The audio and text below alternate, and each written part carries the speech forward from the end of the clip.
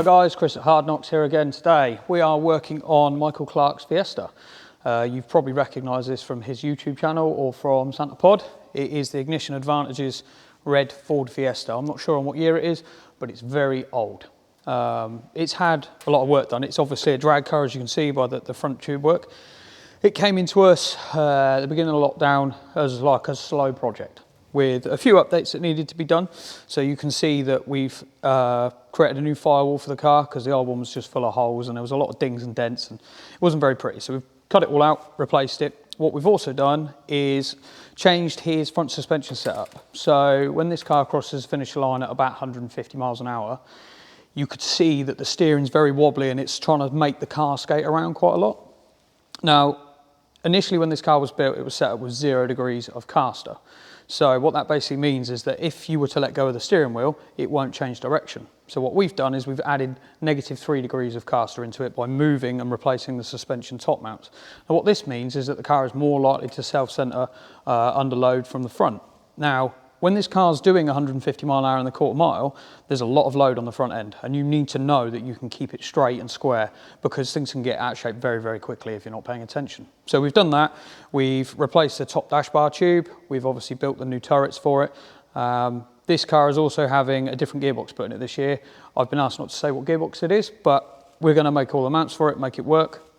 It's also coming for some work on the rear end of the vehicle.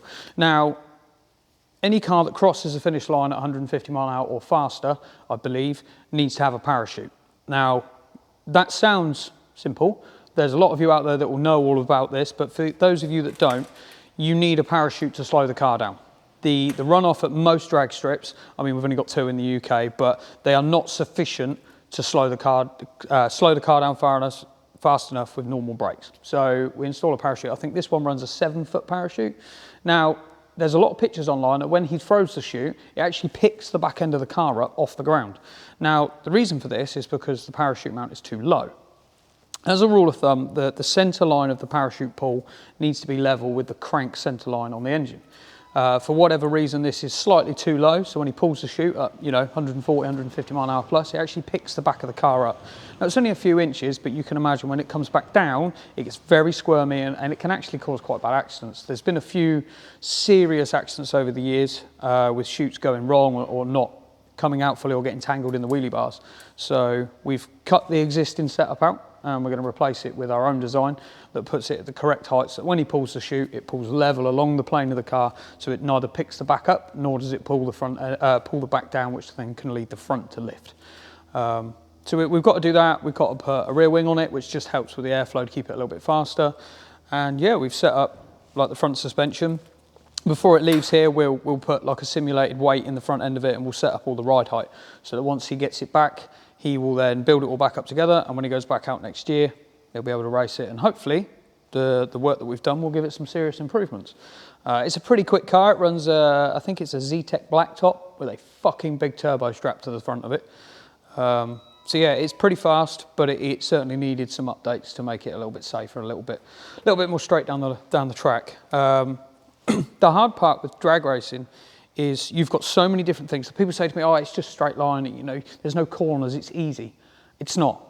This is only a small car and it makes maybe 1,200 horsepower. It's not a huge amount, but for what it is, it's a lot of power.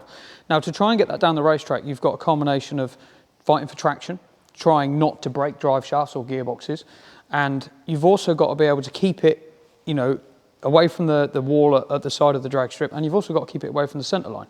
It takes a lot of effort to get a car to stay straight, especially when you're doing these sorts of speeds. Now, if you've watched any of my previous videos or you follow me on social media, you know that we do a lot of work with some very, very fast drag cars. We worked very closely with Red Victor 3, which is now the world's fastest street legal drag car. And that's a different kettle of fish. That thing makes 3,900 horsepower and it does the quarter in 587 at 263. So it's fucking fast.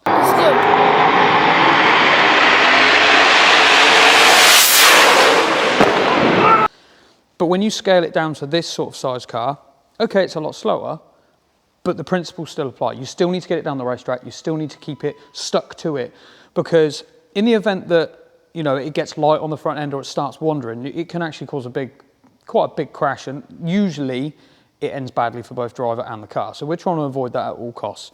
The tricky part with front wheel drive drag cars, obviously they run massive slicks on the front.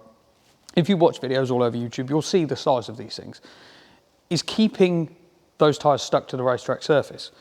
If you have an oil line let go or a coolant leak or similar, you can lose the front end of this car in a split second. Before you've even blinked, it can be facing the wrong way and you're at the wall. So it's very, very important that everything that is set up in these vehicles is designed for safety. Obviously it needs to go as fast as fucking possible. That's the idea. That's why we race. But it also needs to be safe. There's a lot of them out there that just, they're not very well put together, and you see this because they crash all the time, or they oil down, or they just make a big mess. Michael's come to us. Michael's a clever, very clever dude. He does all of his own wiring, he does all of his own tuning. He's very, very clued up. So we're going to leave the engine side of it and the transmission set up to him, but the safety side of it, the suspension, the setup, the parachute mount, we're also going to put traction bars in this just to help. Now I know that sounds stupid because it's front wheel drive, and you think, why does a front wheel drive car need traction bars? It doesn't wheelie, no. But what it does do is as the engine loads up and you let go of either the handbrake or the launch button, depending on which setup you're using, the front of the car will actually lift. So it'll cause the vehicle to pitch rotate, and what that can actually do is unload the front tyres. Well, that's not dangerous, but it can cause damage to transmissions, and you'll just spin the tyres, which is very, very slow. So we run a 6 foot long set of traction bars, which actually stops the back of the car from squatting so much.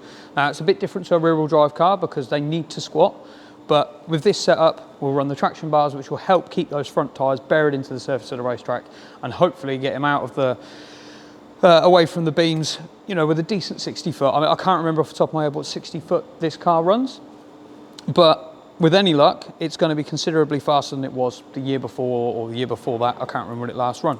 So yeah, this is Michael Clark's Fiesta from Ignition Advantages, and hopefully in the next week or so you'll get to see it all finished up, all together and clean, and you'll get to see everything that we have done. So yeah, hit the like button, subscribe to the channel, you'll see some more cool shit like always, and yeah, this is Michael's Fiesta.